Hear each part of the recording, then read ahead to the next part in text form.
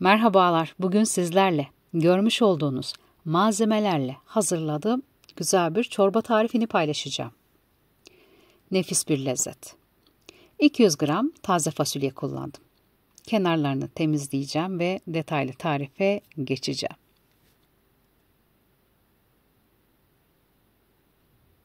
Kenarlarını temizlediğim fasulyeyi sıra geldi yıkamaya. Üzerindeki tozu, kumu tamamen gidene kadar tek tek yıkayıp temizliyorum. Bir bıçak yardımıyla küçük parçalara ayırıyorum fasulyeyi. Tarif içerisinde bir tane de kuru soğan kullandım. Kuru soğanı da doğruyorum.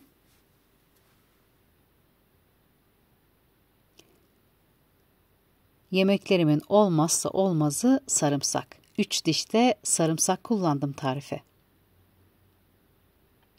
Tencereyi ocağa aldım. İçerisine zeytinyağı ilave edip soğanı ekliyorum.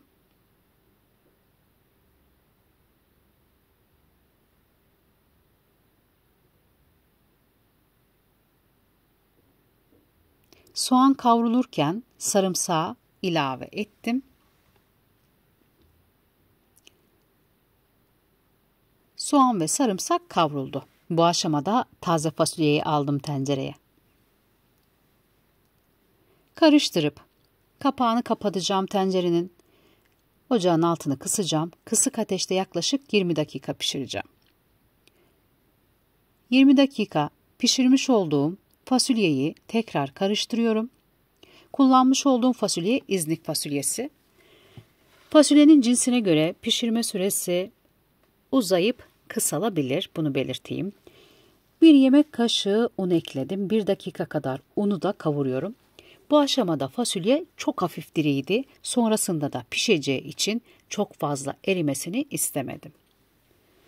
1 yemek kaşığı domates ve biber salçası karışık ekledim tencereye.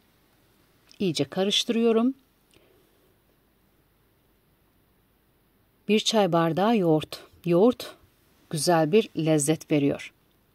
Hafif mayhoşluk yapıyor çorba içerisinde. O mayhoşluk çorbayı içerken damağı şenlendiriyor. Yarım çay bardağı pirinç ekledim.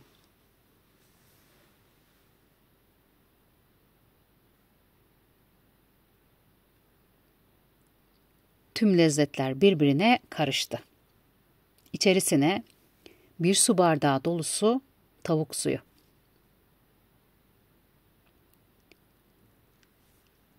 Tarif içerisinde un olduğu için topaklanmasın diye tavuk suyunu ekledikten sonra karıştırdım.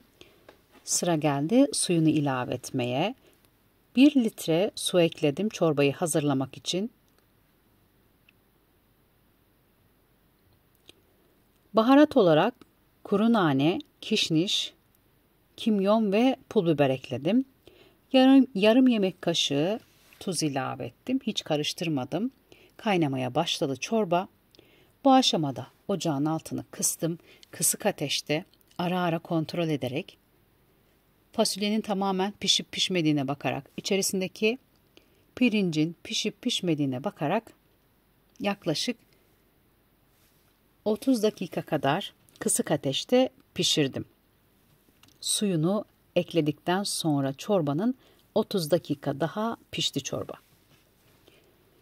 Kısık ateşte pişirmiş olduğum çorbayı mis gibi kokusuyla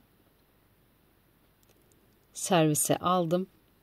Kaseye dolduruyorum.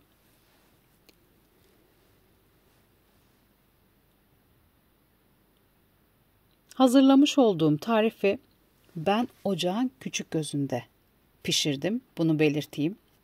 Süre sizlere biraz uzun gelmiş olabilir. Kısık ateşte ocağın küçük gözünde kendi içini çekerek pişti. Tüm lezzetler birbirine karıştı ve mis gibi kokusu mutfağa sardı. İçtikçe içesim gelen, hiç abartmıyorum, damaklarımı şenlendiren bu güzel lezzeti dilimin döndüğü kadar sizlerle paylaştım. Başka lezzetlerde tekrar görüşmek üzere.